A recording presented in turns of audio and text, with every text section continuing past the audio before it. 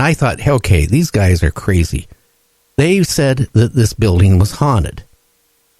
Now, I worked there for close to 10 years, and it took a few years working there. And I started thinking, these guys are, like, I don't know. They would come up from the basement. Now, originally, this building was built in the 1870s, 1880s. It was originally a bar in the basement. And then it was a brothel for many years. It was originally a hotel, which back in the early 60s, they took off quite a few stories of it because it was not safe. And, they would say they go in the basement where we kept our stock for all three stores in the basement. And it got to the point, my employees would say, I'm not going down there. You have to do it. And I go, why? It's haunted. What do you mean it's haunted? I hear voices. Things move. I smell weird smells. I thought these guys, you know how rumors going and then people believe it. That's what I thought. And one of the guys was an ex-chief bosun mate on submarine, so he was very reputable. One of them was an ex-Navy SEAL that worked for us. Again, he was scared to go in the basement. So after a couple of years, I got tired of it. I would go down and start pulling the stuff. One day, I walk in the basement, and all of a sudden it gets really cold. I smell lilac really strong. And then I take another step and I don't smell it. I back up, I don't smell it. I go, that's kind of strange. If anything in the basement like that, I would think, because it went underneath the city street. That's how big the basement was. And it was an old building. I figured, if anything, it'd be the smell of the sewer, and not lilac. About a week later, I go down there again. And I'm walking down, the aisle to pull merchandise. Somebody punches me in the shoulder, and I figured, okay, it's one of the guys, and he's probably mad at me, and we're going to be in a fight. I turn around with my fists, ready to hit. Nobody there. Nobody. Wow. That scared me, but it got worse, guys. I also went to school at that time and got a degree on camera repair, like digital cameras. So back that time, and still nowadays, sensors would get dirty. I would have to stay after hours when there's no dust movement and clean, sensors. So like on Thursday and Friday nights, I'd be sometimes down there till 1 o'clock in the morning working on cameras. Now, in the sales floor, there was still the staircase that went up, which was part of the old hotel that went up to our office space, because that originally was like 12 or 13 stories. They cut it down to like 5 stories. But it was this beautiful staircase. I'd be down there late at night. The doors would be double locked from the inside. So even the owner couldn't get in without me undoing it. I would hear footsteps going up the stairs. The first time it was only like one footstep. One person like footstep. And I figured, hey, somehow the owner got in. And I go running out there to see what's going on. It was nobody there. And then it progressed over a couple of weeks. All of a sudden I heard multiple footsteps going up the staircase. And then I heard people going up the staircase with muffled talking. The next day, I go up to there and I tell the owners, I quit. Now, you have to understand, next to us was a Bank of California, which was vacant for about 10 years. And on the other side, it was vacant. Nothing in front of us other than the main road, nothing behind us but the alley. It scared me. And I didn't believe in the paranormal. I didn't believe in ghosts, poltergeists, or anything to that all happen. Yeah, and that's common. There's literally 2 types of people. There's the people that experience at an extremely young age and grow up with it. And then there's the other type that get hit with something that they just absolutely, like you just explained, can explain, and it shocks them into an awareness that it's there. And those are always one of the 2 scenarios we run into. And the curious part is my wife and I are the exact same scenario. She kind of grew up with it. And of course, me, when I was younger, my father was a physics, chemistry teacher. And so every answer I got when I asked about how things worked was all scientific based. And I really didn't experience it, although when I think back to really being young, I do remember some experiences, but of course I dismissed them because, well, if science couldn't explain it, it wasn't real. But then, in my, 40s, 30s, my wife took me paranormal hunting and we caught evidence I just could not explain. It's scary, isn't it? Because I will say this, and I'll let you talk, because it's all about you, but I just wanted to say I then got really curious about what's going on. And so I did some research and found out that back in the 1890s, there was a prostitute that was murdered in one of the hotel rooms, which was upstairs at that time. And she was cut up in pieces and put into one of the trunks that they used to, travel with. Sure. They found her. Now, in the basement, Tacoma is a port. So back then, a lot of ships would come in, a lot of sailors and all that stuff in that time frame. Found out there was a couple killings in the bar. So if anything, that was in the basement. It was a real hot spot. Now, after I was not there for 20 some years, I just out of curiosity, because the business failed because of, face it, photography is not like it used to be.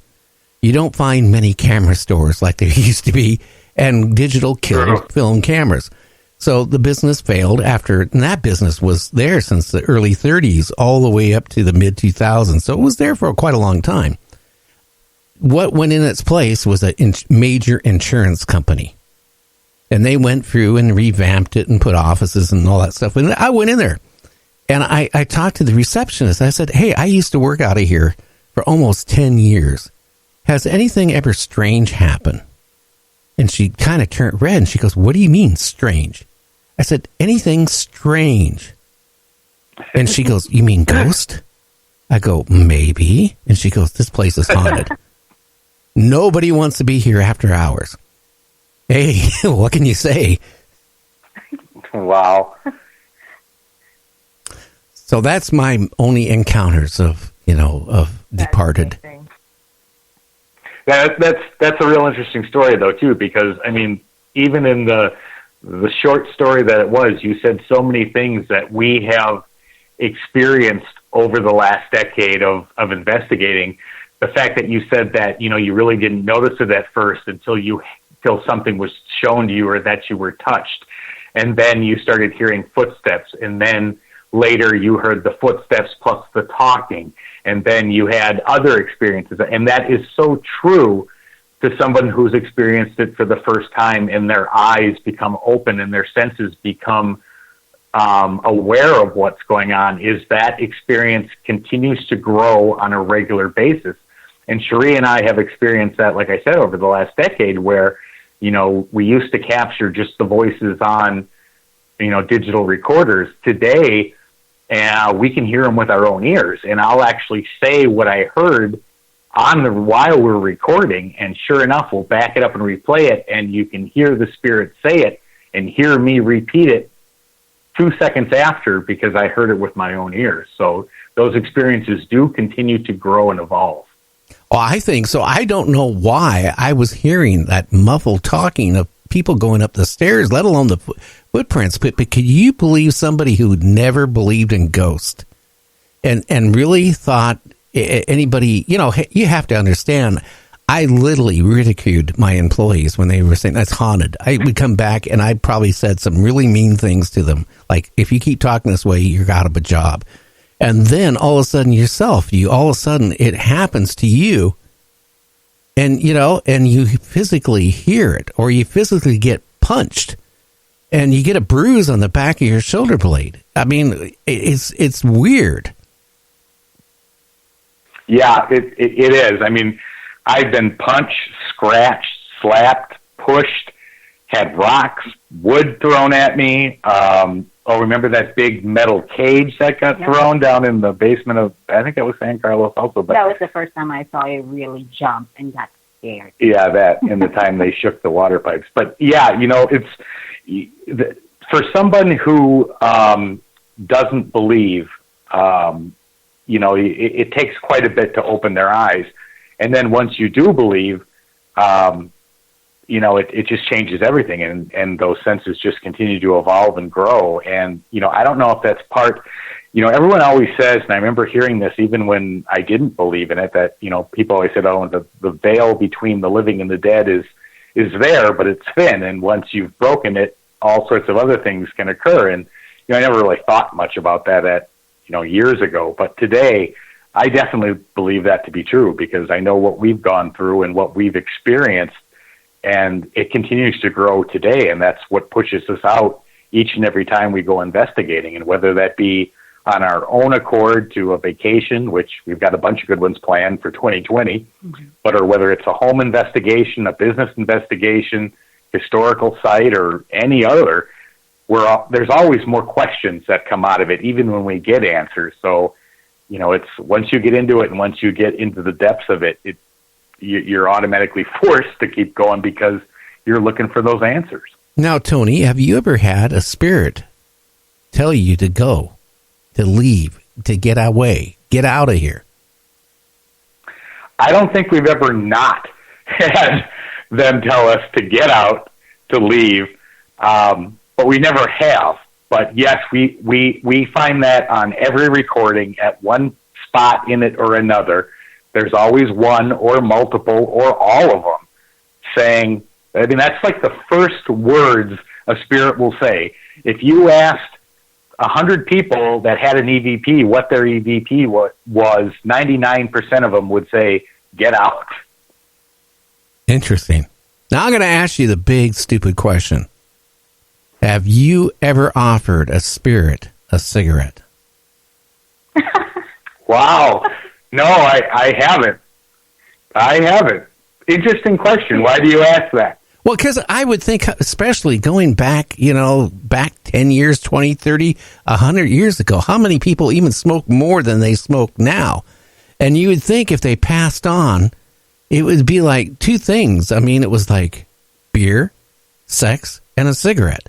And you think if you said, hey, do you want a cigarette? You would get a response. Yes, I want a cigarette. Now, I want you to think about that. We're going to go on break. We'll be back in 2.5 minutes. So just kind of, chill there and get a cup of Java or a cup of, a tea or something. And we'll be back talking to Tony and his wife on Night Dreams Talk Radio.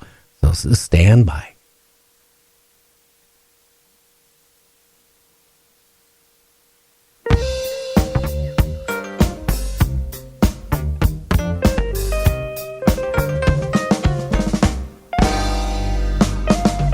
Maggot was a biker and drove his motorcycle very fast.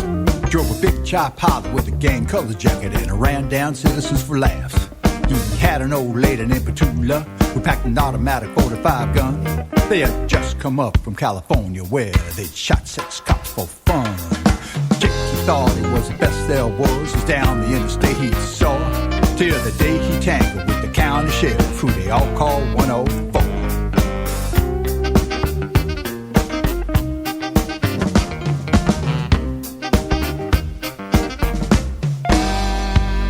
It was late on a Thursday evening, and Jake, he was feeling kind of mean, cause he just run out of his favorite drug, the one called amphetamine. So we sauntered up to Petula, and he said, say, baby, let's split. There's a little gas station on down the road that might be fun to hit. So they drove up to the station, and they both jumped off of Jake's ride. They were up to derision at Jake's decision as they both sauntered to the inside. The attendant, he was an old man, and he didn't think it very funny. When Petula pulled out that great big gun and said, honey, give me all your money. Well, the old man opened up the cash drawer, and Jake grabbed the money and ran. With Petula out the door to the big chop Harley that was parked on the center kickstand. Then they headed out for the 4-lane, and they thought it was lots of fun. With Jake on his hog, with Petula the dog, with the automatic 45 gun. He thought it was the best there was down the interstate he saw, till the day he tangled with the county sheriff who they all called 104.